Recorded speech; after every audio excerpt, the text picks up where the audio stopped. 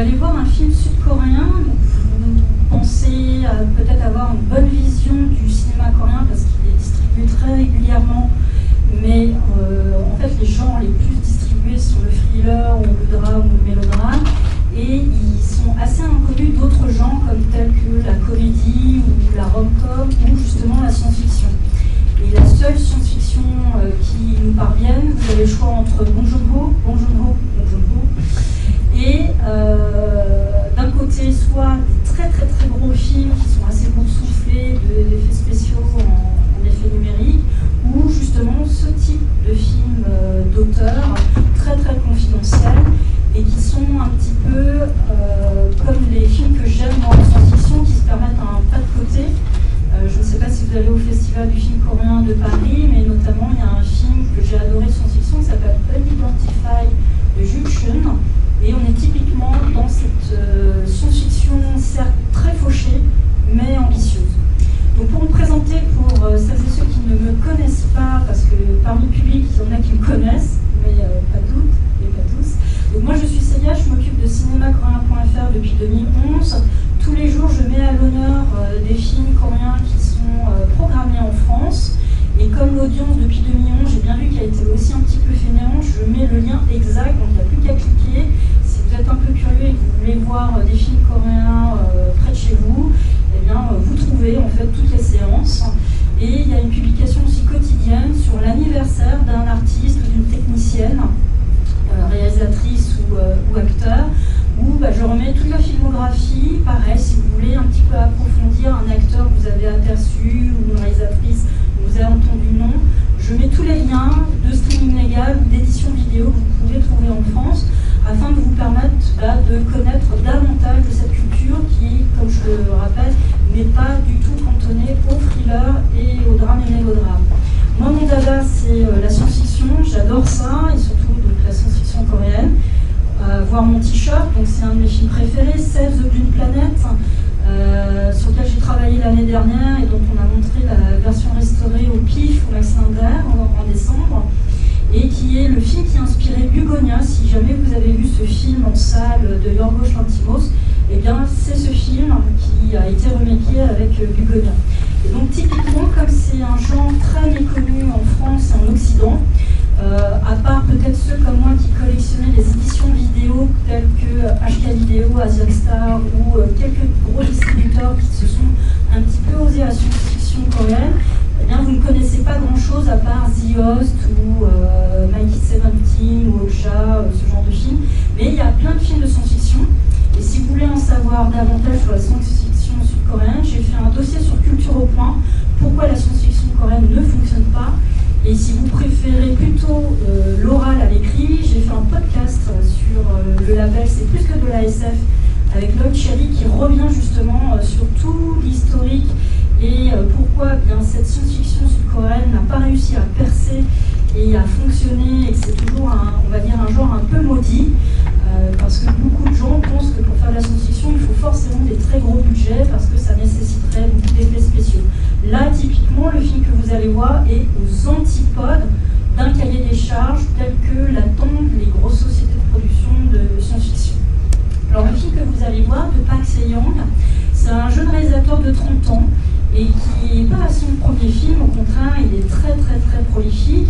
Et pareil, vous pouvez retrouver une analyse du film sur Culture au Point et un long entretien que j'ai fait avec lui autour de 15 sujets sur son parcours, son œuvre et ce film en particulier.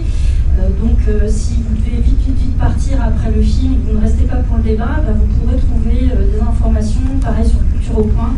Il y a l'analyse et l'entretien avec le réalisateur.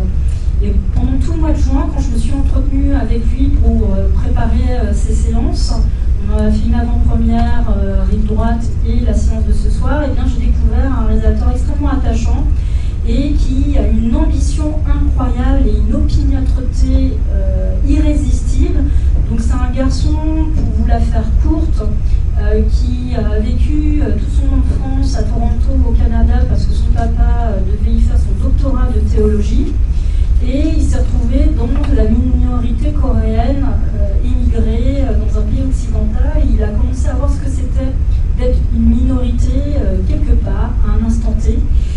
est revenu au début de son adolescence en Corée du Sud, il ne parlait pas très bien le coréen, donc pareil, se réadapter à son pays natal a été extrêmement compliqué, et donc il voyait aussi quel était le regard porté par ses concitoyens sur quelqu'un qui vient d'ailleurs et qui est pourtant, on va dire, quelqu'un qui est comme eux, entre guillemets, et qu'il avait un traitement différent. D'autant plus, il était fan de stylisme, il aurait voulu en faire son métier, mais la société sud-coréenne est une société assez masculiniste et viriliste, très patriarcale, donc c'était très mal vu qu'un jeune garçon veuille confectionner et dessiner des robes, donc il a subi un harcèlement extrêmement violent de ce point de vue-là.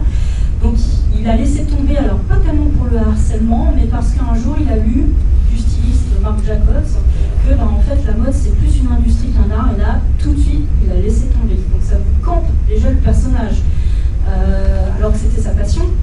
Et il s'est dit, eh bien, mon mode d'expression, celui dans lequel je me sens plus à l'aise parce qu'il fait de la photographie tout le temps, eh bien, ça va être le cinéma. Donc c'est un très grand cinéphile, il aime beaucoup de cinéastes occidentaux, mais pas que. Et c'est vrai que le cinéma qu'il aime n'est pas forcément le cinéma qu'il fait. Et donc il adore Robert Bresson, par exemple, La Diaz, Tsai Ming-Liang, Albert Serra, des grands noms contemporains que vous avez déjà entendus. Mais il aime surtout aussi le cinéma expérimental, Holly Hampton, il aime beaucoup aussi Jonas Mekas, par exemple, et le cinéma structuraliste. Et avec ce film, vous allez tout de suite vous rendre compte que cette sensibilité, en fait, transparaît dans ce qu'il va essayer de vous proposer ce soir. Donc il se met au cinéma, et comme c'est un autodidacte, il a commencé à filmer de son côté, mais il s'est quand même inscrit à Keyarts, qui est une école de cinéma, mais ce qu'on lui enseignait ne lui convenait pas, c'était un peu trop dogmatique et trop classique et trop conventionnel, et donc il s'est dit je vais faire mes films de mon côté, et de toute façon son film de fin d'études a été refusé, ça ne convenait pas à ses professeurs. Donc ce qu'il fait, c'est son modèle économique, c'est d'accepter des commandes commerciales, de faire des vidéos pour des amis, des clips ou des vidéos institutionnelles pour des grandes marques, et de mettre de l'argent de côté pour financer ses projets professionnels. Donc ce soir, vous allez voir son deuxième long métrage, The Film, qui veut dire l'aileron en français, et son premier long métrage, The Fifth Thoracic Vertebra, donc la cinquième vertèbre thoracique, se rapproche, parce que c'est un cinéma de genre. Donc le premier long métrage était un peu plus fantastique, voire horrifique, mais avec des séquences toutes différentes chacune d'elles, et donc il a fait le tour des festivals, Fantasia, Sitges, etc. Donc il a commencé en fait un petit peu à être reconnu, et quand il a proposé The Film, il a été sélectionné à Locarno. Donc ça lui a permis d'avoir de la visibilité dans un festival de circuit A qui a tendance à plutôt sélectionner des films un peu classiques et conventionnels, et ça lui a mis le pied à l'étrier pour faire un petit tour du monde et donc d'être connu. Et à côté de ça, il a fait plein de courts-métrages, de films, de commandes, donc il en a une vingtaine. Et son objectif, pour vous dire à quel point il est opiniâtre et ambitieux, c'est au moins de faire un film tous les ans et de trouver l'argent qu'il faut avec ses économies pour pouvoir les produire et après les distribuer. Donc là, grâce à Dame Film, vous avez la possibilité de découvrir pour la première fois en France son film. Donc là, on en est au deuxième long métrage, mais je vous incite vraiment à aller sur son site internet parce que il y a en fait toute sa filmographie et ses vidéos, et vous verrez qu'en fait, il n'est pas tenu à une seule esthétique. Donc là, ce que vous allez découvrir est très très particulier. C'est vraiment un cinéma sensoriel, immersif, qui va vraiment faire appel à votre perception. Et comme il est en train de faire en ce moment même l'avant-première de son film en Corée du Sud, il ne pouvait pas être là ce soir, donc c'est pour ça que moi je me substitue pour vous relayer sa parole. Mais du coup, soyez curieux parce que ce que vous allez voir va être complètement différent de son troisième long métrage, Who Stole My Cross, qui a volé ma croix, troisième long métrage qui va essayer de proposer pour la quinzaine des cinéastes en 2027, et qui est pareil dans une mise en scène plus classique et un petit peu plus convenue. Mais là, l'idée, c'est de vous montrer, si on tirait un petit peu le fil des dictatures qu'on vit sans qu'on s'en aperçoive, qu'est-ce que ça pourrait donner? Une espèce de sensation dystopique. Donc l'intention, c'est, vous allez croire que ça parle de la Corée du Nord parce que vous allez reconnaître quelques petits signes, mais en fait, c'est pas du tout le cas.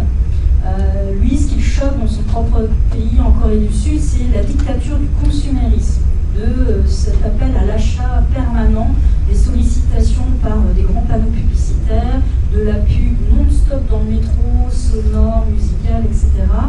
Et donc lui, ce qu'il avait envie de faire, c'est de vous proposer un cinéma immersif qui puisse vous montrer à quel point ça peut être une dictature qui convoque tous vos sens pour vous mettre dans le cerveau une propagande. Donc là, vous allez découvrir la propagande en soi, sans rien vous diluer de l'intrigue. Mais c'est pour vous dire qu'il ne suffit pas d'aller en Corée du Nord pour expérimenter et vivre au quotidien une dictature. Sachant que la Corée du Sud, c'est une démocratie extrêmement fragile, qui a eu 2 présidents récemment destitués pour des très grandes affaires politiques, donc Park Geun-hye avant la crise sanitaire et Yoon Suk-yeol juste après la crise sanitaire. Et ce dernier a été même l'un des premiers présidents à être arrêté dans le cadre de ses fonctions parce qu'il avait institué la loi martiale. Donc c'est vous dire que même quand on est soi-disant dans une grande démocratie, d'un pays très bien identifié en termes de progrès et de rayonnement culturel que vous avez avec la Hallyu, c'est-à-dire la vague coréenne par la K-pop, les séries que vous avez sur des plateformes de streaming, etc., eh bien vous êtes à 2 doigts de basculer dans une dictature qui est en fait un peu lancinante et qui n'attend que ça, que vous baissiez la garde pour pouvoir mettre en place un régime autoritaire et totalitaire. Le film ne dure pas très très longtemps, il dure 1h20.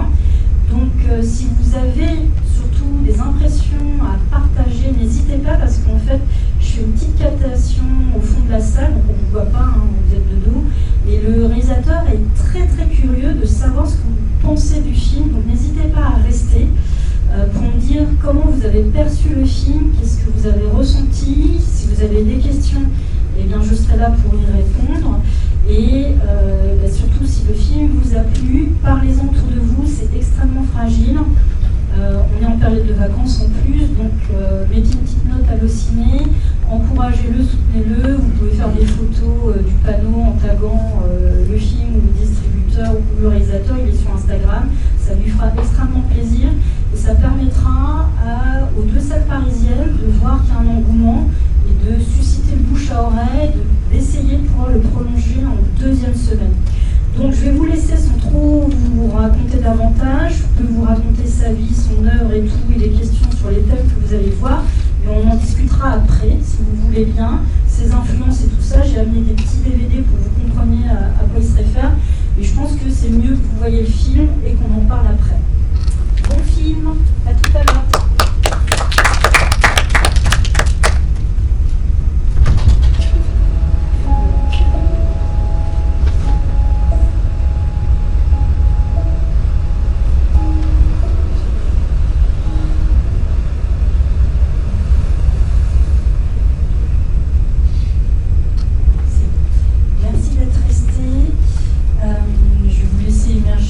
Tranquillement, le temps que vous repreniez un petit peu pied avec la réalité. Pour vous donner quelques éléments, si vous vouliez en fait un complément, ce qui s'est passé dans la vie de Park Se-young quand la crise sanitaire est arrivée et a un peu paniqué tout le monde. Pays. Il a perdu en fait sa grand-mère qui est morte de la Covid et comme vous le savez, dans notre propre pays aussi, on n'a pas su gérer en fait les funérailles des personnes défuntes et ça l'avait assez bouleversé parce que le papa donc de Park Se-young venait donc de perdre sa mère et aurait aimé en fait l'enterrer selon ses souhaits. Et ça l'avait profondément marqué, à plus d'un pied que son propre frère lui a dit qu'il ne comprenait pas pourquoi leur père était bouleversé, qu'ils ne puissent pas enterrer leur grand-mère paternelle. Donc ça, c'est en fait une des sources de la dramaturgie en fait, du récit, c'est de pouvoir montrer que quand on est dans un état en prise à des directives qui peuvent devenir très inhumaines, même si le discours médical sanitaire est totalement compréhensible et légitime, eh bien, il y a de toute façon des émotions et des choses à laquelle on ne peut pas passer outre, telles que faire son deuil, tout simplement. C'est très très compliqué pour des personnes d'avoir à se séparer de leurs êtres aimés dans une violence, une brutalité supplémentaire suite à ce décès. Donc ça a été un des points de départ, notamment pour la genèse du scénario, même si le réalisateur lui-même m'a dit qu'il n'y avait pas vraiment de scénario au départ. Et une autre des raisons de l'histoire, eh bien, ce sont les cagots. Alors, je ne sais pas si vous savez qui sont les cagots, mais ils sont en fait une communauté en France, dans le sud-ouest, et notamment en fait l'Aquitaine.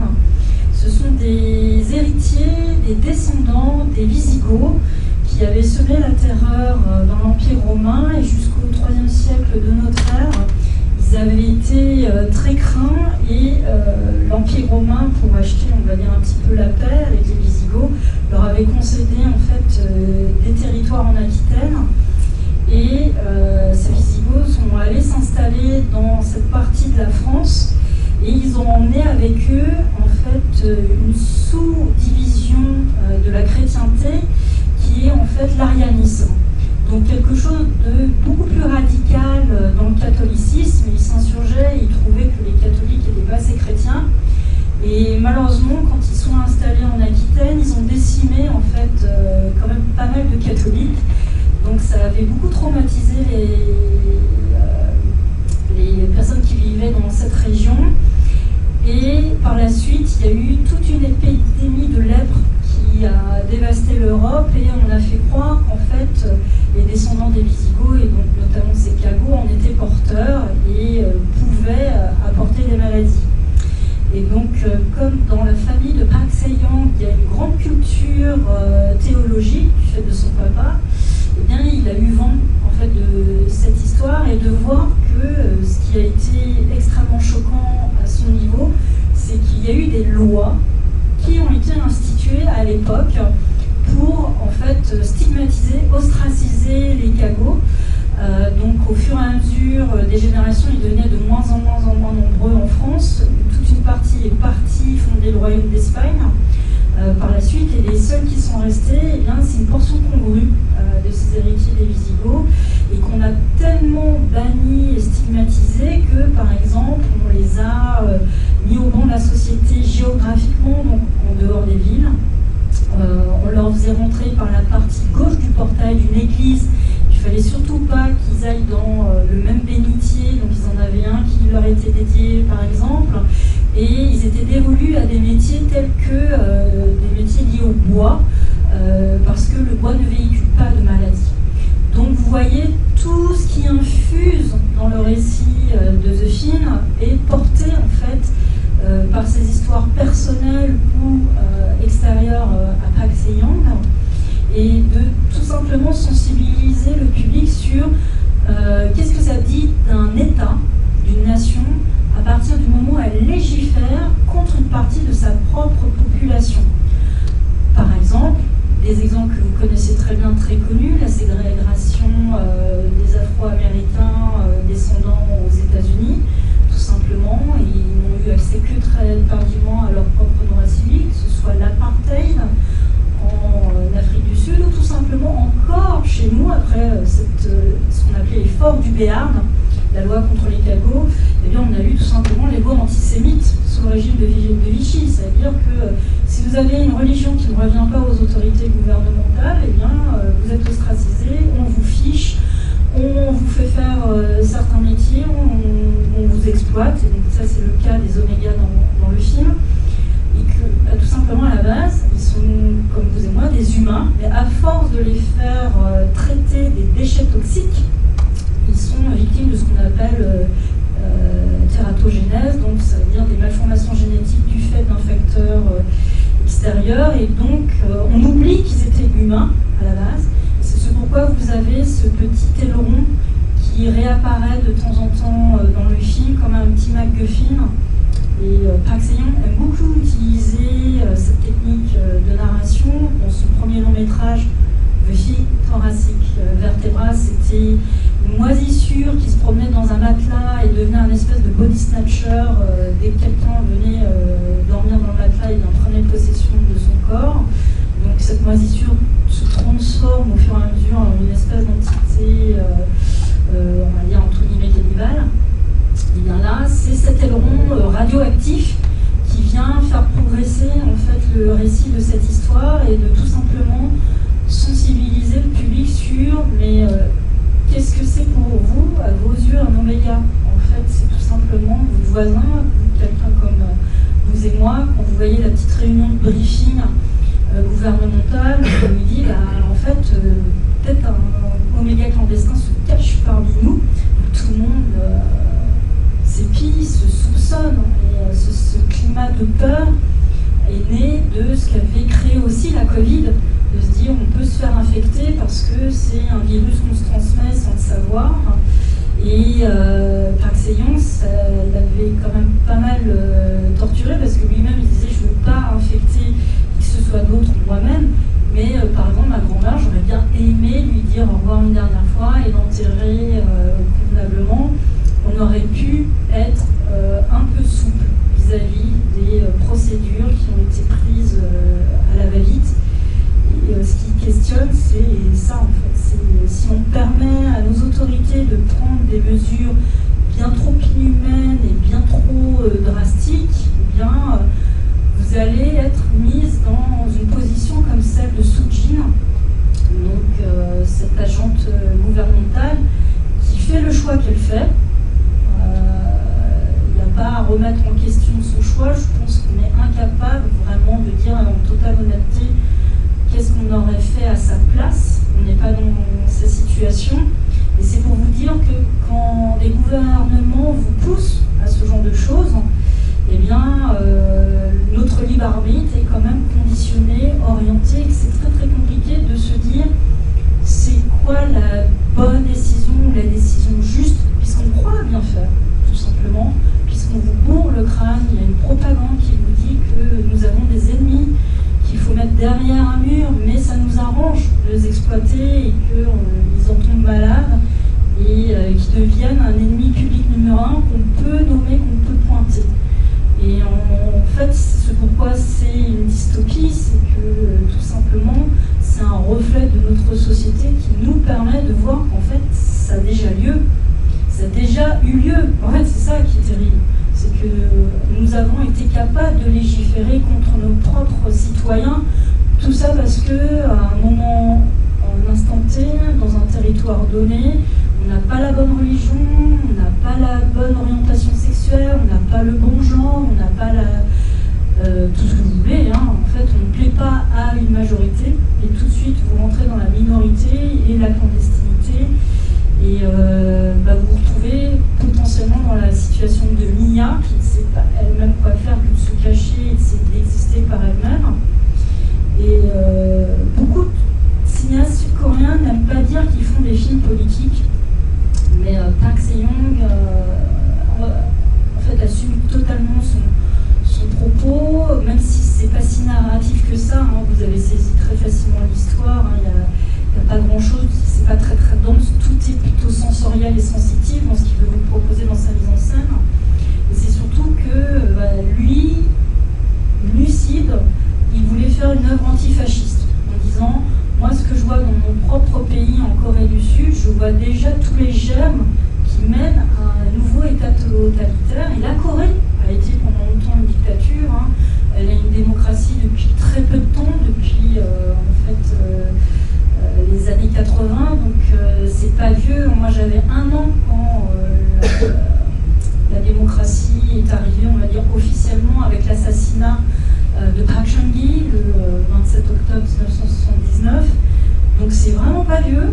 C'était des dictatures très très très dures et tous les régimes dits démocratiques qui ont été mis en place ont été quand même très très très durs, avec des politiques d'intimidation, de harcèlement, de listes noires, de torture, hein, tout simplement. Si vous ne plaisiez pas aux autorités, vous pouviez avoir des problèmes. Et comme je vous le disais en intro, très très très récemment, la fille du dictateur Pachanghi, Park Geun-hye, première femme présidente de Corée du Sud, et pour beaucoup trop de problèmes et de scandales, elle a été démise de ses fonctions avant la crise sanitaire. Et puis 2 présidents plus tard, Yoon Suk-yeol, lui, parce que ça ne lui plaisait pas comment le pays allait, a voulu mettre en place la loi martiale. Ça a choqué tout le pays, la société civile, qui s'est mobilisée démocratiquement, a pris le chemin de la rue. Il y a eu des très grandes manifestations et des oppositions.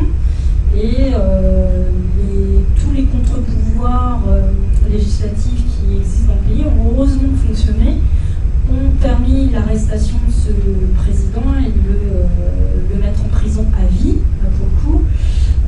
Donc là, les pauvres, ils sont encore un petit peu, on va dire, bouleversés par ces énièmes rebondissements de leur vie politique, mais c'est pour vous dire, c'est très très très fragile. Il faut être très très vigilant parce que ça peut vite arriver, comme nous ça nous est arrivé il n'y a pas très très très longtemps non plus, ou ce qu'on a fait subir, par exemple pendant la guerre d'Algérie, ce qu'on a pu faire aux migrants algériens ou qui venaient du Maghreb, et pas très très loin, nous avons une petite plaque commémorative sur le pont parce que cette horrible ratonnade qu'il y a eu contre des Algériens et qu'on a jeté à la Seine. Donc des centaines de personnes sont mortes noyées, pas très loin du cinéma, il y a à peine 40 ans. Donc c'est pour vous dire que c'est pas pour nous inquiéter, mais il faut être vigilant, on a des présidentielles bientôt. Il faut savoir que toutes les dictatures peuvent exister, et celle qui est la plus évidente pour Park Geun-hye, c'est qu'est-ce qu'on fait de ce grand capital, c'est qui a vraiment le pouvoir, qui détient l'argent, et bien a le pouvoir au final dans notre monde actuel.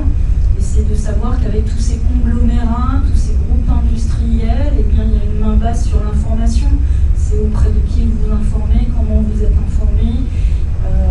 C'est ces petites choses auxquelles il faut être consciente et vigilant. Donc ça c'est vraiment, on va dire, le terreau très très sérieux du film.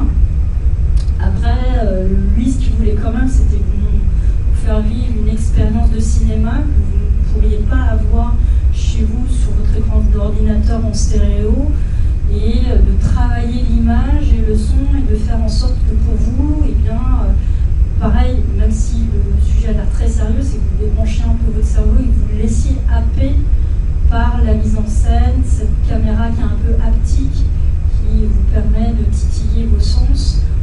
Tentez bien si vous êtes voyant et entendant, évidemment, parce que je travaille du sous-titrage malentendant, donc malheureusement il y a beaucoup de publics et spectateurs qui n'ont pas accès à une expérience totale de cinéma.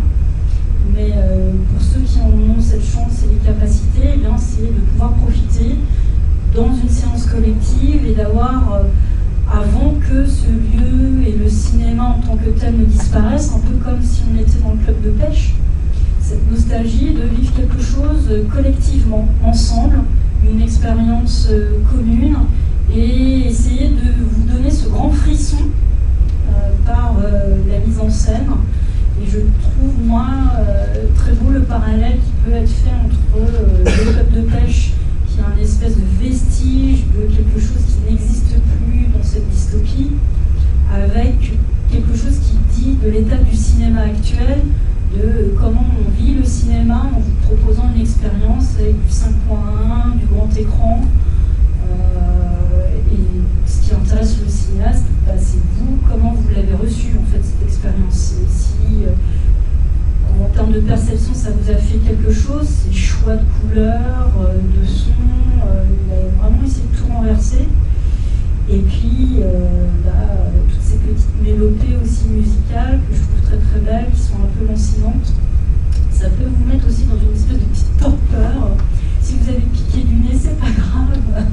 C'était fait aussi pour ça, hein, comme ces gens qui viennent au club de pêche qui somnolent à un moment. Des fois, le cinéma, c'est ça, c'est lâcher prise et se laisser emporter par le flot. Voilà. Donc, si jamais vous avez envie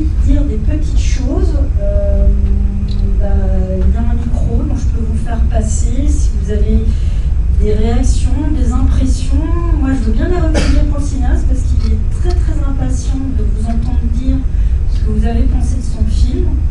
Voilà, comme il parle très bien anglais, on fera la traduction en anglais après.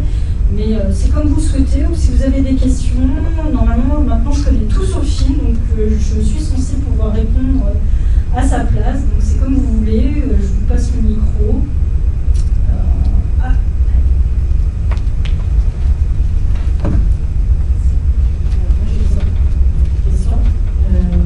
Tu disais tout à l'heure que la science-fiction ne marchait pas tellement en Corée du Sud, donc est-ce qu'on sait pourquoi?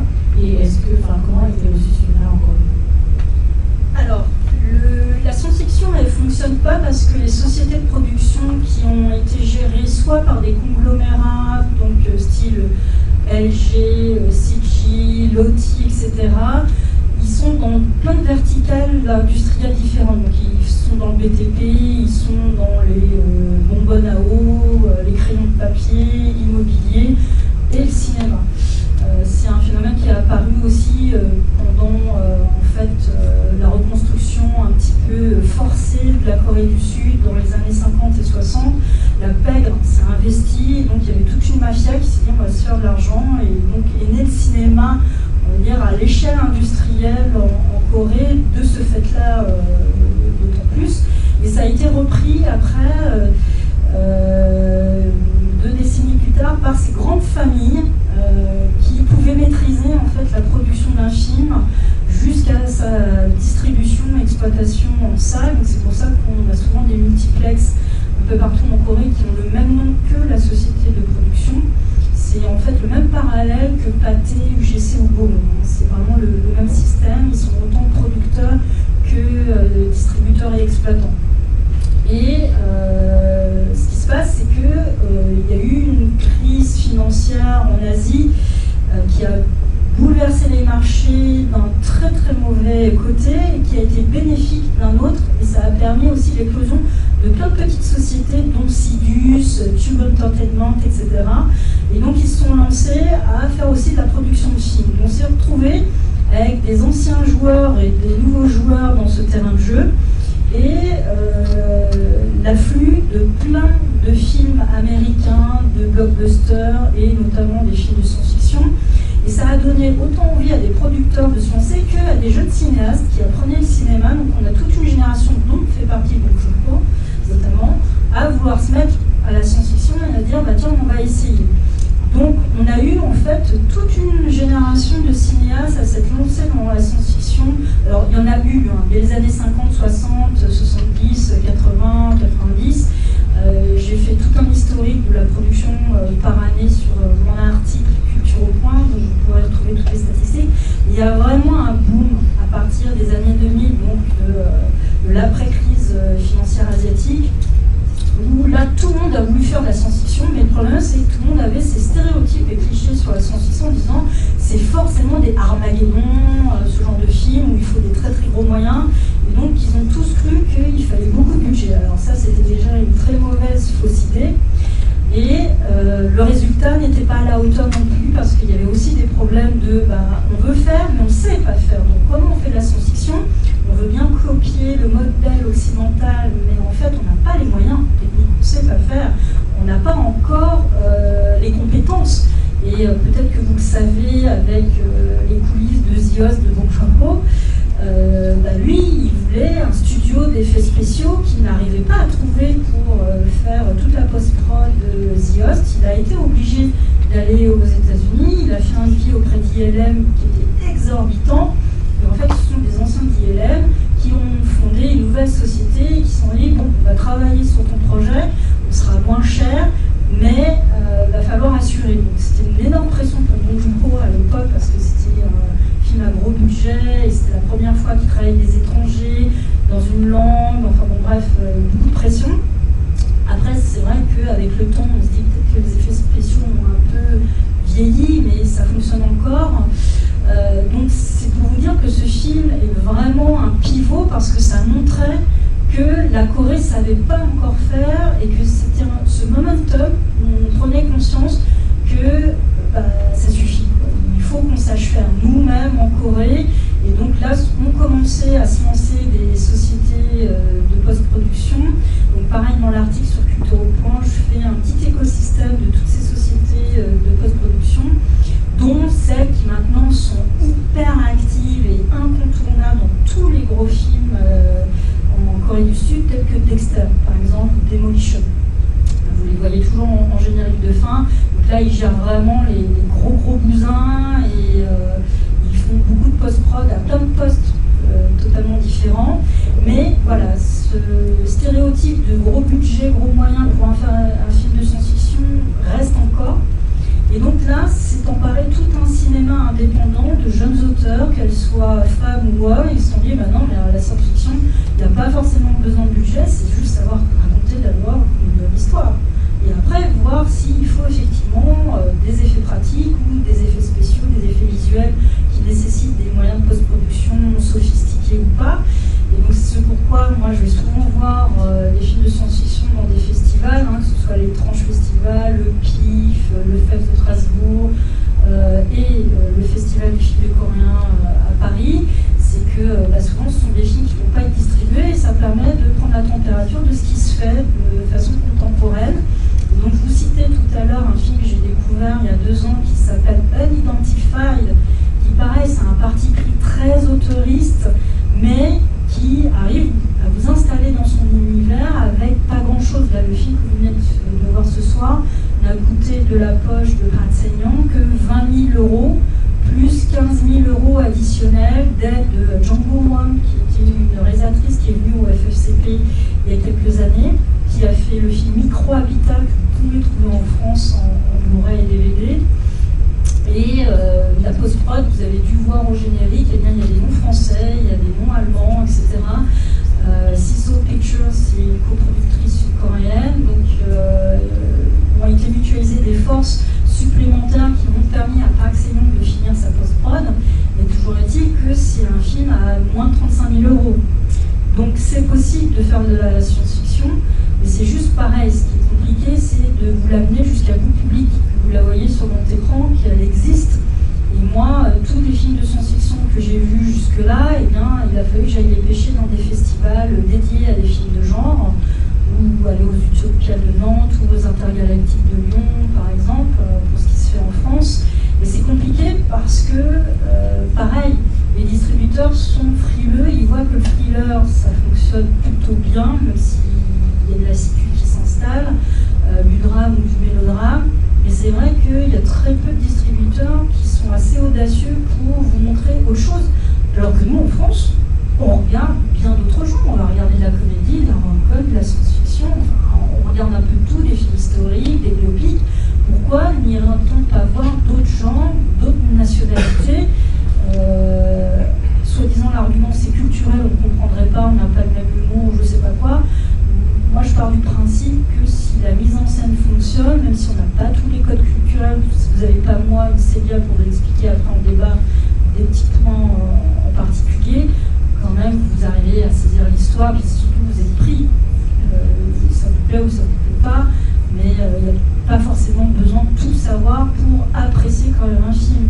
Donc malheureusement, la science-fiction a du mal à trouver son chemin, et un exemple, c'est un four total, autant en Corée que ici, Alienoid, un diptyque. Ça a été un horrible désastre industriel, beaucoup trop cher, beaucoup trop long. Moi j'ai vu le film, ça dure 5 heures, ça aurait pu être 3 heures, bien ficelé, il y a trop de redondance, etc. C'est un espèce de fourre-tout un peu boursouflé, avec plein d'effets spéciaux à gogo, etc. C'est vrai que c'est divertissant, c'est amusant. On sort du film, on se dit, bon, en fait, on n'a pas retenu grand-chose et il n'y a pas beaucoup d'émotions non plus.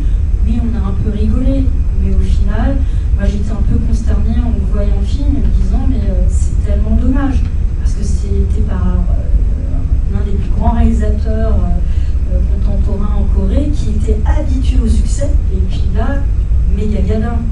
Donc il y a encore un truc qui fait que ça ne fonctionne pas. C'est ça qui est très troublant, et c'est pour ça que j'ai fait un podcast, un dossier là-dessus.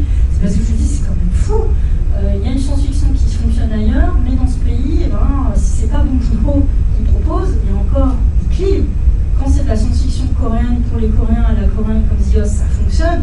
Mais quand il fait un Mikey 17 ou un Snowpiercer ou les gens ils sont mitigés, il y en a qui aiment bien, il y en a qui n'aiment pas du tout, et qui disent pourquoi cette coprone internationale, est-ce que ça avait besoin d'être aussi gros? Il y en a, ils sortent pas très convaincus du résultat, alors qu'ils adorent tous les autres films de Bong Joon-ho, par exemple. Et ça, c'est toujours une question qui me turlupine, j'essaie d'avancer dans le temps et de voir s'il y a des progrès à ce sujet, et que c'est dommage que l'un des rares distributeurs, donc celui de ce soir d'un film, ne rencontre pas autant son public. Après, on est en plein été, c'est la canicule, vous avez été des braves courageux à faire fi de la chaleur. Mais c'est vrai que c'est compliqué d'amener un public et de vous dire, en face, on a des gros films, et qu'est-ce qui est attendu? C'est des Disney, c'est des Marvel, c'est ce genre de choses, parce que pareil, dans notre inconscient collectif, la science-fiction, c'est forcément énorme. Alors que l'un des plus beaux exemples de science-fiction qu'on a dans notre patrimoine, c'est La Jetée de Chris Marker. Pareil, c'est fait avec pas grand-chose, mais un très beau concept qui fonctionne, qui est intemporel, qui est hyper émouvant, je trouve, personnellement. Et bien que ça ait été fait dans les années 60, il y a quelque chose qui peut encore fonctionner dans les années 2020. Et pareil, c'était pas un film à très gros budget, et ce film est encore regardé. Donc, c'est juste qu'il faut pouvoir attirer les personnes qui soient séduites, et puis s'en parler, et puis se prêcher la bonne parole entre guillemets à d'autres spectateurs, et ils disent mais ça vaut le coup, viens voir, c'est quelque chose de différent. Moi quand je l'ai vu le 1er juin, tout de suite j'ai adoré, parce que je me dis mais c'est vraiment une science-fiction qui me parle. Elle n'a pas besoin d'être ultra spectaculaire pour quand même essayer de me raconter quelque chose et d'être poignant d'une certaine manière, et qu'il y ait des spectateurs et des spectatrices qui arrivent à peut-être s'identifier aussi bien à Soo-jin ou à Mia, ou même à Goru, celui qui fait l'intermédiaire qui apporte les bons. Voilà, le but c'est que ce film soit pas indifférent pour vous, que vous ayez ressenti quelque chose. Enfin moi c'est ce dont je suis curieuse ce soir, c'est de savoir comment vous avez reçu le film en fait. N'hésitez pas à lever la main, on se passe le micro et vous me dites ce que vous en avez pensé, ou si vous avez des interrogations, des questions. Est-ce que on sait comment elle a reçu le film? Alors pour cette deuxième partie, on ne sait pas encore, parce que la première avant-première a eu lieu hier soir. Le film en Corée, en fait, c'est assez exceptionnel. Je crois qu'on est l'une des premières internationales du film, mais le film ne sort que dans 10 jours en Corée. Donc moi, de ce que j'ai vu des photos sur les stories du cinéaste hier, cette nuit, les avant-premières ont fait le plein. Donc je pense qu'il est ravi, mais pareil, moi j'ai fait une avant-première au MK2, c'était une très belle salle, mais il y a une chute. En fait, les séances quotidiennes, pas grand monde, c'est très dur que le film trouve son public. Je vais vous parler un petit peu avant qu'on rentre en salle. Le sujet de la réunification avec la Corée du Nord, no way. Là-bas, en Corée du Sud, ils n'en ont plus rien à secouer, ils ne veulent plus en entendre parler, c'est trop loin. C'est pas leur préoccupation première. Alors certes, la Corée du Nord, ils en entendent tous les jours parce qu'ils sont matraqués par des messages d'appel à la délation et dénonciation s'ils suspectent des espions nord-coréens, dans le métro, partout, etc. Mais ce qui les embête surtout, c'est qu'il y a des menaces nord-coréennes, mais sinon, la génération justement de Park Se-young, elle est en train d'oublier qu'il y a des familles qui sont séparées en fait depuis 60 ans, qu'il y a des gens qui vont mourir, qui n'ont pas revu leur oncle, leur grand-père, leur grand-père, leur cousin.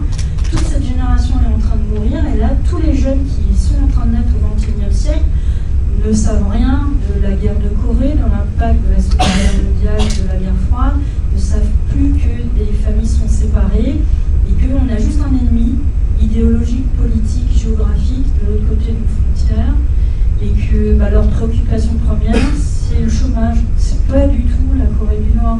Donc j'ai très peur que ce film, malgré une très belle avant-première hier à Séoul, pareil, soit un four au box-office sud-coréen, parce que ça va donner envie d'aller voir un truc dont les gens ne se préoccupent pas du tout, ou au contraire peut être anxiogène, parce que souvent la Corée du Nord menace d'envoyer où on voit ces missiles, et que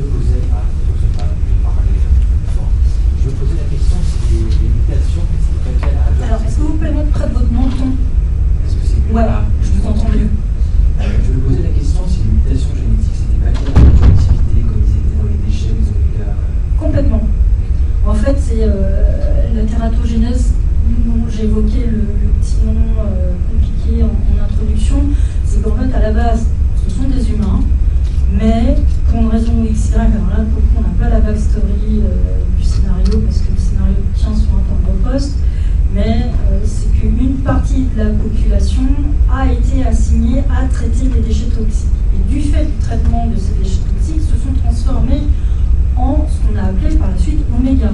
Et que les déformations ont été générées avec ces pieds qui deviennent un peu crochus, ces ailerons radioactifs, ce fameux cri qu'on n'entend jamais. En fait, pareil, ça peut être une légende urbaine, ce cri. Ce cri n'est jamais réellement perçu, tout le monde l'imagine, mais il n'est jamais vraiment crié. Donc pareil, ça c'est nourri de ce que l'on a vécu au travers des siècles et des récentes décennies. C'est toute la partie fantasmée qu'on se fait sur un autre qui est un qui ne nous ressemble pas et qui peut être potentiellement un ennemi institutionnel. On va légiférer contre. C'est pour ça que je vous parlais aussi bien de l'apartheid que de la ségrégation ou des lois antisémites sous Vichy. C'est qu'on nous construit en fait des ennemis, alors qu'en fait ces personnes-là étaient des citoyens comme vous et moi. En revanche, dans l'une des autres raisons de la genèse de ce film, c'est que Park Chan-wook, une espèce de franc-tireur qui aime bien faire un cinéma libre, je voulais vous parler de ses références. Il adore, c'est un de ses films fétiches, c'est Apportez-moi la tête d'Alfredo Garcia de Sam Peckinpah, ou deux films d'Harmony Korine, donc Julien Donkey Boy ou Guillemot. Ce sont des films très très libres, aussi bien d'un point de vue narratif que de leur esthétique. Mais lui, il veut utiliser le cinéma à l'extrême, avec cette grande liberté pour traiter de ce qu'il voit dans son quotidien, et notamment, lui, en mec qui veut vivre comme il le sent, eh bien, il a parcouru la Corée en moto et il s'est rendu compte de plein de choses dans son propre pays, de comment on traitait des communautés minoritaires, notamment les migrants. Et de son propre aveu, il disait qu'il constatait qu'on les chassait des villes et que ces communautés de migrants se retrouvaient souvent en fait sur les côtes et assignées à des métiers extrêmement pénibles, très précaires. Et puis une autre inspiration, c'est tout simplement la paupérisation de la société, tout simplement, qui devient de plus en plus précaire. Lui-même, en tant que cinéaste, il a dû vivre loin de la capitale de Séoul et de s'éloigner de plus en plus de Séoul en remontant vers justement la frontière entre la Corée du Nord et la Corée du Sud pour accéder à des loyers moins chers, parce que des gens ne voulaient pas habiter près de la frontière.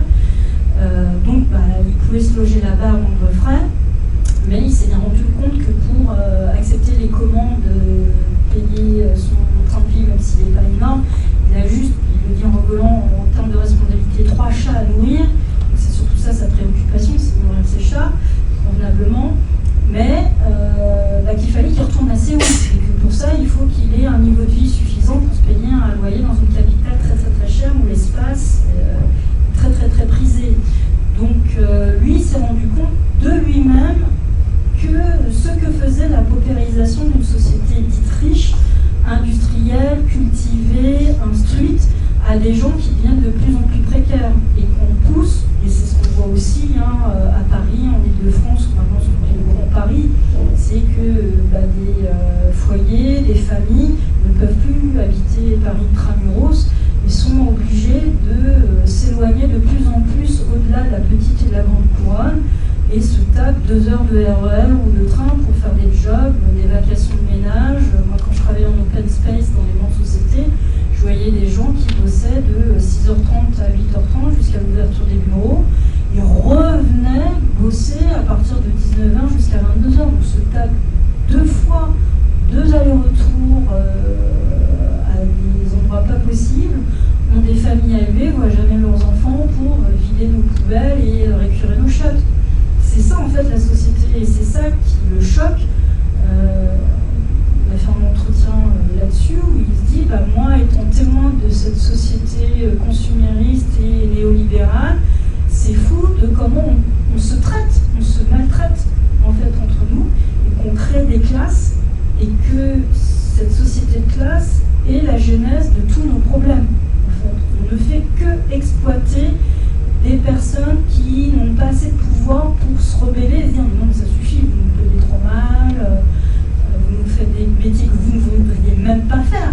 Moi, ce que je vois, quand je vois les personnes qui nettoient les chiottes de ces sociétés, ce ne sont pas des blancs. c'est toujours les mêmes populations racisées. Et en fait, malheureusement, ça se reproduit. C'est-à-dire, on est un ancien empire colonial, on a exploité des pays, et ce sont des migrants de deuxième, troisième génération qui peuvent être diplômés dans leur pays natal, qui peuvent être médecins ou mobiles, mais comme ils n'arrivent pas à avoir leur équivalence en France, ils sont obligés de faire des métiers pénibles et très mal payés, alors qu'ils ne peuvent pas exercer leurs propres compétences. En fait, c'est ça qui est ubuesque et qui, je trouve, qui est en fait aliénant, tout simplement, et que lui-même constate dans son propre pays. Et c'est pour ça aussi que vous avez tous ces gens qui sont sales, qui disent il faut économiser l'eau, le signe du patriotisme, c'est la saleté. C'est que lui, il en avait marre de voir dans les séries, des dramas que vous voyez sur des plateformes de streaming, etc., cette espèce de surembellissement des peaux, tout le monde est très propre, très lisse, et puis après, va monter de la K-beauty, vendre des marques, et voilà. Lui, il n'avait pas envie de filmer des peaux nettes, lisses, super illuminées, avec des spots de studio. Moi, si vous voulez dire que je déteste, extrêmement blanchâtre. Et lui, ce qu'il avait envie de prendre, c'est le contre-pied total de ça, en disant moi, je veux tout détruire dans l'image. Tout ce que vous voyez dans le cadre, je veux tout détruire. L'image, la perception, inverser les couleurs, le sens chromatique, et puis que les gens qui sont trop propres sur Netflix, moi je vais les rendre tout ça dans mon film. Voilà, ça c'est vraiment le parti pris esthétique, lutique, quoi. C'est se dire, moi le cinéma que je veux faire, c'est pas un cinéma lisse, propre, et il espère pas oubliable, soit pas un produit jetable comme vous pouvez le consommer sur du streaming non-stop, comme vous binge-watchez par exemple. Donc c'est ce pourquoi vraiment son grand souhait, c'est quand vous sortez de la salle, que ce film vous portiez encore un petit peu avec vous, pas forcément pour des sujets sérieux comme je vous les ai expliqués, mais qu'il leur ressorte quelque chose, qui vive avec vous de son esthétique, de ce qu'il vous a proposé de différent tout simplement. Est-ce que vous avez d'autres remarques, questions? Derrière vous. En tout cas, merci Seka pour le film. C'est une découverte. J'ai trouvé le film très sensoriel. Ouais. Tu parlais de petits pays esthétiques. Je voulais savoir, surtout sur la partie urbaine, est-ce que c'est filmé? Parce que c'est vraiment cette impression de délabrement constant. Je trouve ça très, très prenant. Oui, particulièrement sur les parties urbaines, parce que vraiment c'est cette impression de délabrement, en plus de la saleté forcément qu'il voulait mettre en avant. Et ça c'est vraiment une question intéressante qu'on aborde dans l'entretien et qui est effectivement quelque chose qui moi-même m'a choquée, parce que quand je reviens en Corée tous les 2 ans, la première fois que je suis revenue en Corée, pareil, une image d'Épinal, l'office du tourisme, pays moderne, avancé, propre, etc. Évidemment, c'est pareil chez nous, on ne va pas nous dire que dans les quartiers de Ménilmontant, où ça peut être un peu cracra, c'est parce qu'on va mettre sur les cartes postales. Mais j'y habite, mais c'est des quartiers qui existent réellement, des bidonvilles, et moi-même je les ai vus de mes propres yeux et j'avais été un peu choquée parce que je ne m'y attendais pas tout simplement. Et ces bidonvilles existent, et j'ai travaillé sur un autre film qui s'appelle Take Care of My Cat, qui est aussi sur cette histoire de bidonville où il y a une partie de la population dans les années 2000 qui se retrouvait dans des taudis, et à un moment donné il y a justement une maison de tôle qui s'effondre sur une famille, et patatras, l'une des héroïnes perd ses grands-parents. Et c'est quelque chose moi qui me choquait beaucoup, parce que on avait très peu d'images modernes, contemporaines de ce type-là, en disant mais non, tout ce qu'on voit dans les films, dans les circuits dits touristiques qu'on nous fait voir, le quartier de Puchong, qui est un quartier avec des maisons traditionnelles qui s'appelle Hanok, il est toujours très joli, très bien tenu, propre, etc. Il suffit juste de marcher 200 mètres plus loin et on tombe, mais vraiment, sur un bidonville au cœur de Séoul. Alors après, Séoul, c'est pas Paris, c'est une mégalopole, elle est énorme, donc tellement vaste que c'est un peu long à faire le tour, mais toujours est-il qu'il suffit de faire 300-500 mètres et de se rendre compte qu'en fait, si ces endroits existent bel et bien, Il n'y a aucun décor fabriqué. Tout a été pris sur le vif, un peu en tournage sauvage. C'est pour ça aussi que la caméra est un peu checky, elle remue un peu dans tous les sens. C'est parce que il a fallu qu'il tourne vite, des fois avec une équipe, des fois seul. Le tournage il s'est fait en novembre 2022 sur une petite semaine, et il a fait des reshoots ultérieurs, mais en solo la plupart du temps. Et tous ces lieux existent, et dont notamment un quartier qui s'appelle Bowang. Donc dans l'article sur Culture au Point, je mets le lien, il y a une petite vidéo d'un Américain qui tourne un petit instant en disant « Oh, mais c'est trop bizarre, on dirait un quartier de fantômes, totalement délabré, délaissé. » Eh bien, ils existent, bel et bien. On a une image de la Corée du Sud, vite, vite, vite. En coréen, on dit pali, pali. Donc c'est aller très, très vite et toujours dans ce mouvement vraiment de célérité effrénée. Eh ben, tout ne va pas très très vite, hein. Et peut-être dans certains films coréens que vous avez vus, par exemple The Chaser de Naong Jin, où on voit en fait le policier courser le tueur en série dans les petites collines séoulites, on voit quand même des petites vieilles maisons un peu délabrées, etc. Tout n'est pas comme Gangnam, hein, le quartier huppé de Séoul. Il y a vraiment des endroits très vétustes, très délabrés, et cet énorme complexe immobilier que vous voyez en contre-plongée avec cet écran, avec les slogans de propagande, etc., qui sont censés être les logements où vit Soo-jin et sa maman. En fait, c'est vraiment un complexe qui existe, qui est abandonné, qui a été filmé tel quel. C'est juste qu'il est retravaillé en post-prod pour les filtres, les couleurs, pour vous donner cette sensation encore plus sinistre. Mais les bâtiments en tant que tels, cette vue n'est pas fabriquée. Elle existe telle quelle. Tout a été filmé tel quel dans les lieux. C'est juste que, en fait, dans le pali-pali, il y en a qui ont commencé à être détruits, dont notamment le club de pêche. Donc la première semaine de tournage de 7 jours, c'est vraiment fait dans le club de pêche, qui est un réel club de pêche. Et quand Park Se-young a voulu faire ses reshoots quelques temps plus tard en solo, ça avait été détruit pour justement transformer ce lieu en lieu d'arcade de jeux vidéo, tout simplement. Donc moi je l'ai expérimenté aussi en revenant en Corée. J'adore le makgeolli, le restaurant makgeolli. Donc c'est un petit alcool très très léger, légèrement pétillant. Et quand on va dans ces restaurants, il y a toujours 3 millions de plats avec des variétés assez dingues. Et chaque fois que j'allais à Séoul, j'allais toujours au même restaurant à makgeolli. Et la dernière fois que j'ai voulu y aller, j'ai voulu réserver un logement à côté. Et je me suis cassé le nez, en fait, le truc a disparu. Il a été détruit.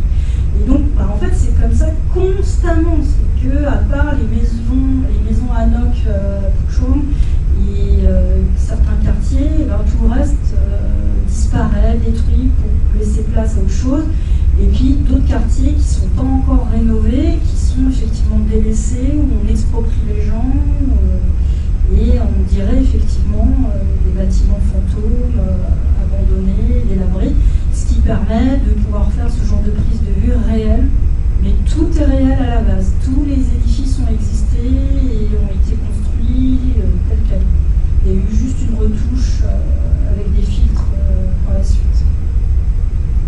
Et pour continuer, tu parlais aussi de la façon dont il a filmé, sur la contrainte, parce que lui, il devait vraiment faire en vitesse.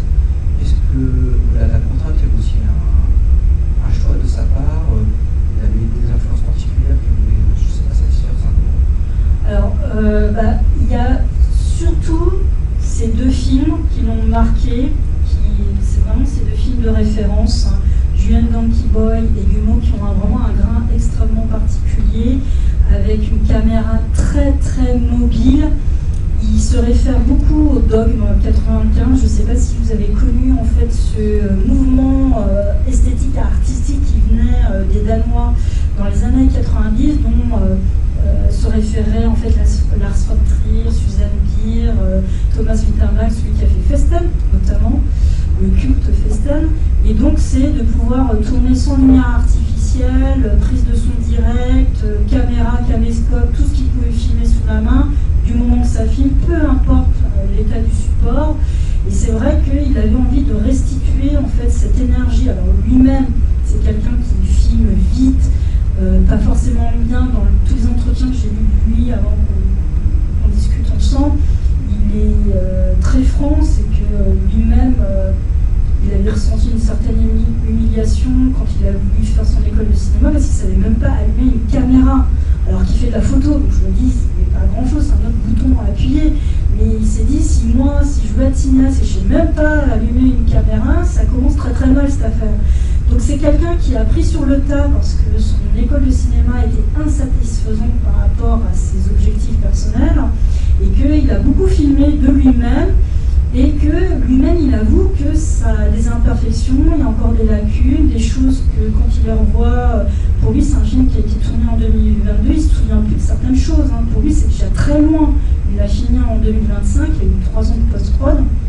Il est déjà dans ses prochains projets, donc c'est vraiment quelqu'un qui est une espèce de staccanoviste, il filme, et après il s'enferme chez lui, le bonheur c'est d'être dans son appart avec ses 3 chats et de faire la post-prod de ses films. Et donc de travailler, retravailler, triturer, jusqu'à obtenir une image satisfaisante, mais ce qu'il aime, dans les auteurs qu'il aime beaucoup, eh bien, il y a surtout du cinéma expérimental. Et quand je lui avais dit, si vous aviez une œuvre à recommander au public français, qu'est-ce que ce serait? Et alors là, je ne m'y attendais pas du tout, il me cite une espèce de vidéo qu'il avait trouvée sur YouTube, d'une caméra qui tombe d'un avion et qui filme toute sa chute, qui tombe au sol et qui est avalée par un cochon. Voilà, on a 1 minute de chute et ça tombe là-dessus. Donc ça, c'est vraiment ce qu'il adore. Et j'ai commencé l'entretien avec lui en disant c'est un rejeton de YouTube. En fait, ce mec, il s'est construit, c'est le fils de ses œuvres, de YouTube. Il a appris avec les tutos. Vu qu'il n'arrivait pas à avoir ce qu'il voulait comme enseignement à K-Arts, eh ben, c'est pour ça que je vous dis, si vous êtes apprenti cinéaste ou vous lancez dans le cinéma, c'est pas perdu. Lui a commencé en lisant des tutos YouTube, en se disant comment allumer une caméra, comment tenir une caméra, comment faire l'étalonnage sur DaVinci Code, ce genre de trucs. Donc il s'aide énormément de YouTube. Et la sérendipité fait que quand vous naviguez sur ce genre d'algorithme, on vous recommande des vidéos, il tombe sur des trucs totalement improbables. Et comme lui, son petit kink, c'est le cinéma structuraliste et le cinéma expérimental, quand il fait des petites recherches, on lui recommande plein de trucs qu'il ne connaît pas forcément. Et il tombe sur des choses et lui-même a envie de les intégrer, les incorporer. Et il est honnête, hein. Des fois il se dit, je ne suis pas arrivé à faire exactement ce que je voulais, mais j'ai fait au mieux que j'ai pu à l'instant T de mes compétences et de mes connaissances. Et son objectif, et ça transparaît de tous ces entretiens, c'est de faire mieux après.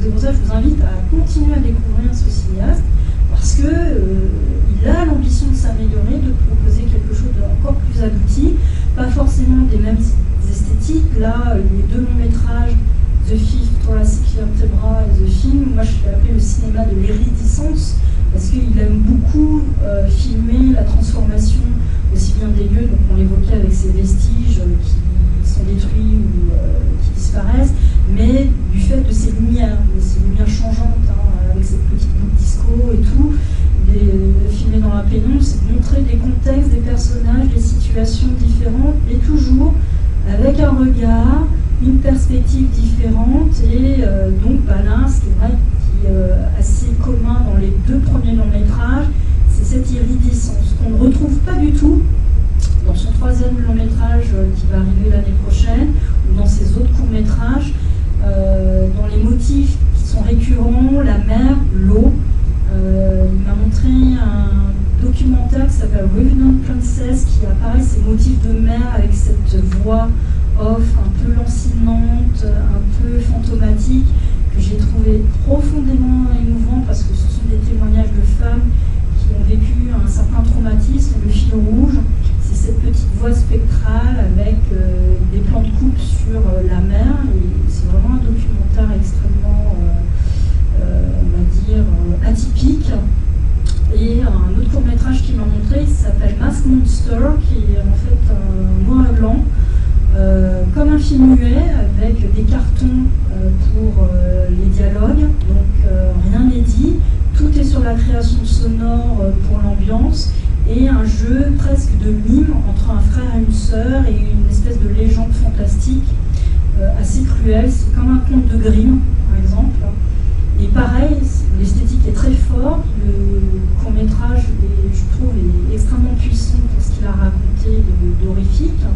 Et puis il m'a montré son premier court-métrage, Cashback, qui est là, la mise en scène est plutôt classique, on voit qu'il s'essaye, que c'est la première fois qu'il porte une caméra, etc.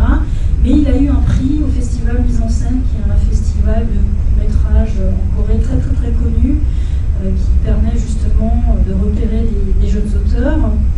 Et ça a suffisamment plu pour qu'on le repère dès son premier court-métrage de 2019. Alors on dit que 2019, c'est pas vieux, bon, le garçon il a 30 ans.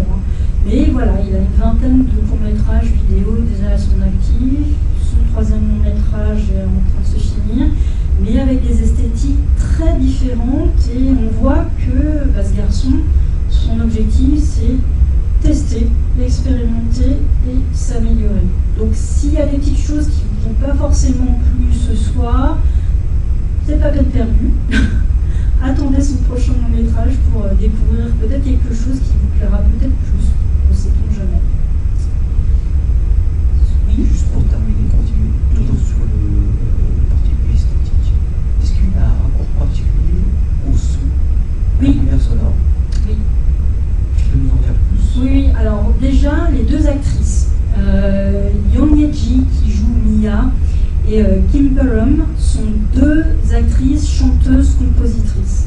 Et ce qui les lie beaucoup, vous avez vu dans le générique de fin un garçon qui s'appelle Han So-kyung. Han So-kyung est aussi un de ses acteurs dans ses courts-métrages et il est lui-même chanteur, compositeur, et pour la bande originale de ce film, il lui a fait 50 propositions.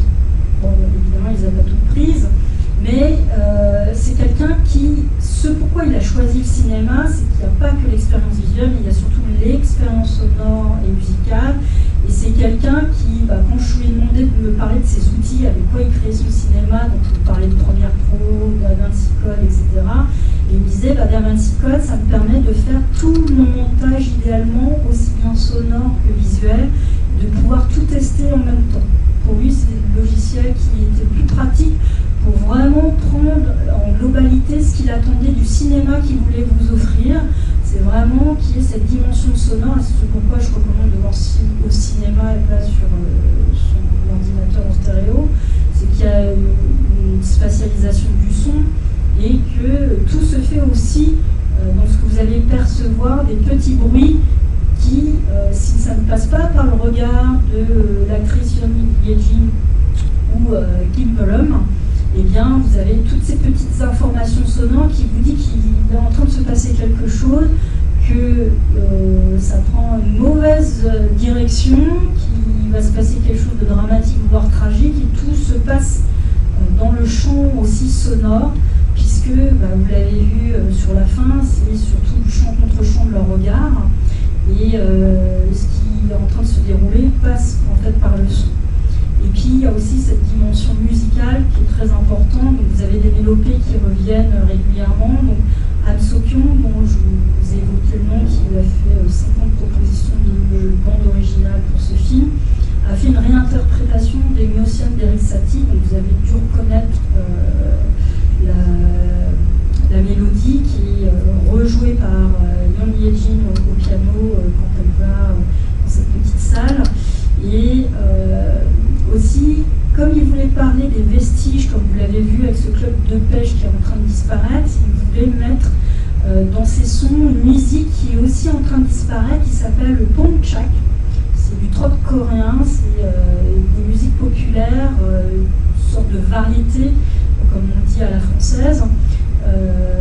Et pareil, c'est une sorte de registre musical un peu désuet et qui a tendance à disparaître parce que c'est plus du tout le type de chanson que l'on produit actuellement. Là, en ce moment, c'est la K-pop que moi, personnellement, je n'aime pas trop. Mais ce pongchak était là aussi pour évoquer à des Coréens qui auraient entendu ces musiques d'un autre temps se dire « Oui, on est en train de faire une analepse aussi sonore et musicale, un retour en arrière par un autre sens. » Alors c'est vrai que là, il faut être un peu coréen pour s'en rendre compte avec ces musiques, on est en train de faire un flashback musical et que ça peut bercer une certaine nostalgie des cinquantenaires, des soixantenaires, ce qui n'est pas du tout notre cas. Mais pour lui, c'était une dimension qu'il voulait apporter supplémentaire au public qui verrait ce film, qui va au-delà du club de pêche qui est en train de disparaître. Donc il y a aussi cette information dans le film que nous, on n'a pas occidentaux si on ne connaît pas, tout simplement.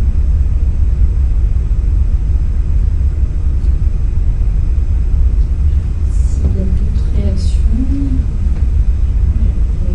Enfin, j'ai beaucoup aimé les trois personnages. Je trouve qu'ils ont chacun leur place en fait. Ils sont tout aussi importants les uns que les autres.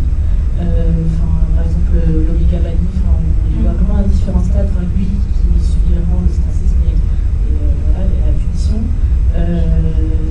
L'Omega du club de pêche qui elle se cache, et vraiment ensuite l'agent du gouvernement en fait, qui les chasse. Et l'univers musical, il se voit aussi esthétiquement, je trouve, notamment tous les jeux de lumière. Dans le club de pêche, en fait, je trouve qu'il y a une esthétique un peu de clip. J'ai beaucoup aimé aussi le plan final où en fait les vagues oranges, on a l'impression que ça se transforme en flamme. Tout à fait. Et j'avais une question par rapport au slogan. Qu'est-ce qui t'a inspiré c'est punir pour un meilleur avenir? Ouais. Alors, oui, comme tu le dis, Adila, en fait, il y a vraiment. Je vous invite vraiment à lire l'entretien parce qu'il m'a donné accès aux photos de tournage, toutes les coulisses.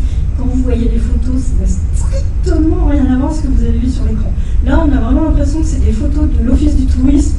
Et d'ailleurs, anecdote, la scène finale avec les 3 cadavres qui sont jetés à la mer sur ce piton rocheux, c'est la scène finale de la saison 1 de Squid Game. Donc si jamais ça vous dit quelque chose, ces rochers, c'est de Squid Game. Et lui, ce qui m'a intéressé, c'est de montrer qu'un même lieu peut être filmé différemment et que ça vous attrape d'une certaine façon, surtout si vous avez été bigorna à Squid Game, il y a des réminiscences visuelles. Mais du coup, il y a des choses qui se travaillent énormément à ce niveau-là parce qu'il prend vraiment en compte la culture pop. Alors, pour en revenir à ta question, c'était sur, tu me disais, les slogans. Alors, beaucoup croient que c'est une critique du régime nord-coréen, ce qui n'est pas tout à fait le cas. Alors, effectivement, ça reprend un peu l'esthétique soviétique du régime nord-coréen, avec ces espèces de prolétaires vus de profil 3/4, etc., avec du rouge, du blanc, etc. Mais les slogans, en fait, c'est ce que j'essaie de vous évoquer en introduction, ce sont les slogans en fait, publicitaires qui vont en Corée du Sud. Alors, on ne vous dit pas punir pour un avenir meilleur, mais en fait, pour lui, c'est la même teneur. Lui, la dictature qui l'effraie le plus, c'est pas la Corée du Nord, c'est la Corée du Sud. C'est le consumérisme, le néolibéralisme, cette injonction à consommer. Alors c'est là où je l'ai titillé pendant l'entretien, parce que c'est une contradiction, un paradoxe chez lui. C'est que pour gagner sa vie, il fait des clips, des vidéos pour Louis Vuitton. LVMH, quand même, c'est quand même le groupe le plus capitaliste et pas le plus philanthrope du monde. Mais voilà, il est lucide, il doit gagner sa croûte, donc il accepte des jobs comme ça. Si vous avez une esthétique clip vidéo, c'est parce qu'il tourne aussi beaucoup de clips vidéo. Il a fait un métrage sur une star de K-pop en fiction. Et lui, ce qu'il voit, c'est ces billboards partout en Corée du Sud, avec... Alors, ça rappelle surtout, quand vous êtes en Corée, je vous parlais donc de la dénonciation, délation des espions nord-coréens. Le numéro de téléphone là-bas, c'est le 113. Donc si vous suspectez quelqu'un, c'est ce numéro-là. N'appelez pas le 112, c'est pas du tout le même numéro, mais surtout vous ne plantez pas. Si vous voulez appeler les urgences, c'est bien le 112. N'appelez pas le 113 parce que tout de suite on va vous localiser, on va vous dire où est le nord-coréen quoi. Mais là-bas, c'est les injonctions en fait permanentes à signifier d'un frère ennemi. En fait, c'est surtout ça qui le glace, c'est de se dire autant on nous dit de consommer, mais à quoi bon consommer pour jeter, faire du déchet, ça n'a pas de sens. Lui-même, il le disait, il avait pris 25 kilos pendant la post-prod de son film à Berlin parce qu'il commandait non-stop sur Uber Eats. Voilà ce que ça fait, quoi, la junk food en mode ubérisation. On exploite des gens qu'on paye très très mal à livrer des commandes et le mec il prend 25 kilos de fast-food dans les fesses. Donc il il est conscient qu'on vit dans un monde détraqué et il est tout à fait lucide sur ce que ça fait sur son propre corps, sa propre psyché. C'est pour nous rappeler notre bon souvenir qu'il ne faut pas qu'on reste passif devant en fait, ces petits messages subliminaux. Ça a l'air très pompeux, très spectaculaire, très provocateur, hein, punir pour un avenir meilleur. Je lui avais fait la liste de tous les slogans qu'on entretient, mais il me dit c'est ce qu'on vit quand même au quotidien. C'est pas sous cette forme, c'est pas aussi brut de décoffrage, mais c'est la même injonction. Mais pour d'autres finalités, c'est consommer, parce qu'être un bon citoyen, c'est participer à l'économie, et on nous fait bien comprendre que si on ne consomme pas, on est un sous-citoyen. Et en même temps, ceux qui n'ont pas le pouvoir d'achat, qui devraient consommer et être citoyens, eh bien on les exploite. Donc c'est un espèce de cercle vicieux qui est le néolibéralisme, hein, tout simplement. Et pour lui, il faut mieux plus se méfier de ça que la propagande nord-coréenne, même si ça en reprend un petit peu l'esthétique visuelle. Lui, ce qu'il condamne, c'est vraiment des slogans publicitaires bruts et simples, tout simplement. C'est vraiment cet appel à... moi, ce qui m'inquiète, qui est un autre point de l'industrie de la Corée du Sud, c'est la K-beauty. C'est de faire naître un mal-être chez les jeunes gens, alors en majorité des jeunes femmes, mais maintenant aussi des jeunes hommes, où on dit qu'il faut absolument se faire une routine de 10 produits à se foutre sur la gueule pour soi-disant être plus joli, plus séduisant, etc. Donc déjà, c'est une fortune à dépenser. C'est une gestion du temps qu'ont pas forcément les gens, parce que ça prend 3 heures de son temps le matin avant d'aller de partir. Et pour quel résultat? Est-ce que vraiment la personne elle va se sentir vraiment mieux, plus belle, plus désirable, plus séduisante? Je ne crois pas. Mais on est en fait d'inculquer ça aux gens. Moi, c'est ça que je trouve épouvantable. C'est de se dire que les gens ne peuvent plus essayer de s'accepter et de s'aimer, puisqu'on leur dit que l'idéal, c'est ce que je vous disais tout à l'heure, ces espèces de police bien blanches, bien proprettes.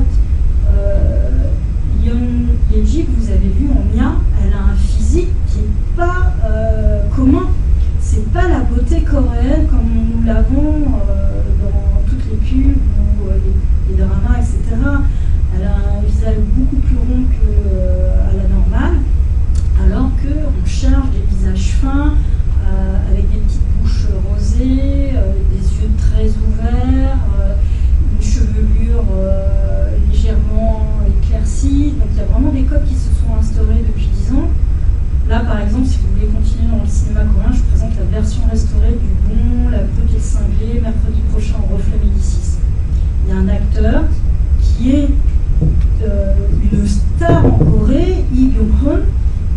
Quand vous le voyez dans Le Bon, La Brute et le Cinglé, c'est lui qui fait le méchant, le brut. Il a une incarnation dorée, il a des pommettes toutes rondes, on a trop envie de lui faire des bisous et des câlins, il est sexy quoi. Je l'ai interviewé pour état d'urgence ou une déclaration d'urgence, je me rappelle plus le titre en français, qui a été présenté à Cannes il y a 2-3 ans. Et je l'avais en face de moi, et j'avais l'impression que c'était un vampire cadavérique. Il s'était tellement blanchi la peau, tellement refait du botox, tellement refait le nez. Alors ça m'avait un peu choqué quand je l'avais vu dans Squid Game, mais quand je l'ai revu en vrai, en face de moi, à 50 cm, je me dis, mais le mec, il est devenu trop laid. Parce que sous la pression sociale, toutes les stars se blanchissent la peau, se refont les traits et se disent maintenant le standard, c'est il faut tout s'affiner. Donc il y a une espèce de nez pointu à la Michael Jackson qui est affreux. Et il voyait que je le trouvais, mais j'étais tellement choquée de son apparence physique. Mais c'est ça, moi, qui me trouve, c'est de venir, même les stars, même les plus installés, les plus populaires, se sont obligés de changer physiquement pour s'aligner à un standard 2020. Et je me dis, mais ce garçon qui était magnifique dans Le Bon, La Brute et le Cinglé, et ben là, on dirait vraiment entretien avec un vampire, quoi. Et mais c'est vrai, et en fait, moi c'est ça que je trouve le désastre. On est chacun beau et séduisant à notre façon, et c'est ça qu'on devrait en fait nous apprendre, c'est de se dire c'est pas en nous foutant des crèmes, en faisant 3 millions de régimes ou je ne sais pas quoi. Et ça, c'est la société sud-coréenne. Parce qu'une des choses, peut-être vous n'avez pas conscience, parce que nous en France, on est très, comment c'est le terme, bigarré et différent, parce qu'on a plein de métissage, on vient de plein de pays différents, donc c'est très difficile de se faire le portrait type du français. Hein. Moi je suis française et quand on m'entend au téléphone sans savoir à quoi je ressemble, on croit que je suis blanche. Mais là-bas, vous êtes tous bruns, vous avez tous les yeux bridés, vous avez à peu près la même carnation. Comment se différencier? Comment être la personne unique et exceptionnelle? Et bien là-bas, la pression sociale en Asie, c'est d'avoir un standard de beauté tellement exceptionnel pour vous démarquer. Et donc, ce qui est fou, c'est qu'ils ont un tel complexe par rapport aux Occidentaux. Par exemple, les États-Unis, pour dire le mot en coréen, c'est migouk, c'est-à-dire beau pays. Ce fantasme que les Blancs, c'est toujours mieux et c'est les meilleurs, et ils changent leur prénom, ils prennent des prénoms occidentaux. Moi, quand je discute avec des ayants droit sud-coréens pour programmer des films ou travailler des films, elles se prénomment maintenant toutes Alison, Rachel, James, John, machin. Ils n'ont plus du tout leur prénom coréen. Et puis, là, ils sont tous refaits. Et du coup, c'est un peu choquant quand on rencontre des artistes au bout de 10 ans, 15 ans, 20 ans. Alors, bon, là, ils n'ont pas changé de tête. Mais l'exemple de Lee Byung-hun, pour moi, a été le plus choquant parce que je me suis dit, mais mec, en 25 ans, t'étais tellement beau. Et ben voilà, ils deviennent tous pareils. Et ça, c'est un nouveau sujet dans le cinéma d'auteur, qui est souvent aussi dans le cinéma fantastique et horrifique. C'est cette pression sociale, et bien ça en fait des jolis sujets de films d'horreur où les petites meufs, il faut qu'elles se mettent des tas de crème ou se fassent des trucs, et puis elles sont tellement obsédées d'être exceptionnellement belles et sublimes, forcément patatras, elles deviennent épouvantables. Donc c'est un peu le film d'animation de Lottie Water, par exemple, que vous avez, notamment, où l'un des petits triptyques qui avait fait sensation il y a 15 ans, Free, où il y avait une nana, pour rester jeune, elle mangeait des dim sum de fœtus comme une solution de jouvence. Et voilà, donc ça c'est vraiment quelque chose sur lequel on travaille notre angoisse, notre peur depuis des siècles. Hein. C'est la peur de vieillir, c'est la peur de s'enlaidir, et en fait ça, c'est du marketing, c'est LVMH, c'est toute la beauty qui nous arrive, c'est nous faire croire qu'on est beau, qu'on est laid, et qu'il faut absolument qu'on change quelque chose grâce à ces produits pour qu'on soit accepté des autres. En fait, c'est ça qui est terrible. Pour lui, et comme pour moi, c'est ça les méfaits du néolibéralisme, c'est nous faire croire qu'on est des sous-gens, qu'on n'est pas assez bien, qu'on n'est pas assez beau pour quelqu'un dans ce monde, et que pour être accepté, il faut se changer. Et je pense que lui comme moi, on est foncièrement contre vent et marée à ce niveau-là, et se dire non, ce que nous on a envie de défendre, c'est défendre la différence, défendre l'alternative, et de se dire non, on peut être accepté et être désiré ou séduisant par quelqu'un qui n'est pas forcément lui-même aussi très beau ou très belle. Hein. C'est juste accepter son. Est-ce que vous avez d'autres, je sais pas, peut-être un petit message pour le cinéaste, vous avez pensé sur le film, comme vous voulez. Ou sinon après on peut aller boire des coups au bar des affiches juste en sortant du cinéma. C'est comme vous voulez. Ou si vous êtes trop timide, il y a un événement de Facebook de cette séance, soit sur cinémacoréen.fr ou l'espace Saint-Michel, il y a un onglet discussion. Et souvent, j'invite le public à poser leurs questions ou laisser leurs commentaires. Et puis après, comme ça, le cinéaste, il peut les voir, il peut vous répondre. Donc, c'est comme vous voulez. On peut tout à fait comprendre que ça peut être intimidant de prendre le micro. Et ben, n'hésitez pas à en parler autour de vous, mettez une note sur Allociné parce que ça compte, tout compte, tout peut aider un petit film fragile, surtout si vous a plu. N'hésitez pas à en parler autour de vous. Et puis, comme je vous le disais, si vous avez envie de voir deux films coréens, alors là, c'est vraiment à l'antipode de ce que vous avez vu ce soir. Alors là, c'est des gros blockbusters, c'est un des films qui a coûté le plus cher en Corée du Sud, que je présente mercredi à 20h30 au Reflet Médicis. C'est en version restaurée, le bourg, la brute et le cinglé. Pareil, contrairement à ce qu'on pourrait penser, c'est des comédies western, mais les sujets sont hyper sérieux. Mais on se marre quand même beaucoup, c'est divertissant. Et si vous ne connaissez pas le Macaulay, ce sera l'occasion de goûter du Macaulay. Et voilà, de nous voir peut-être complète pour la présentation. Merci d'être resté jusqu'à la fin, d'avoir vu le film. Et puis, soit bientôt à l'Espace Saint-Michel ou autour d'un film coréen.